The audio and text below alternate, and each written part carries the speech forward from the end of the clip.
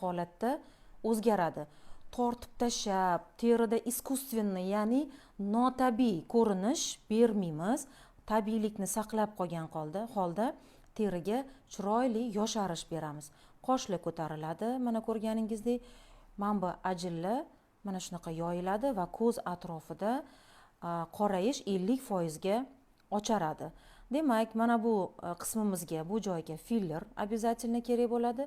Bu joyimizni ham filler bilan to'g'rilaymiz va umumiy yuz holatini, teri turgirini, teridagi osilish, mayda ajin, mana ko'ryapsizlar, unda o'xshaganda kollagen elastini yo'q terida mana shunaqa holat kuzatiladi. O'sha holatda durkunlik paydo bo'ladi.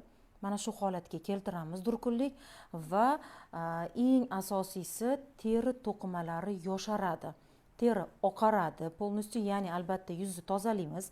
Bilasizlar, birinchi navbatda yuzni har doim tozalaymiz.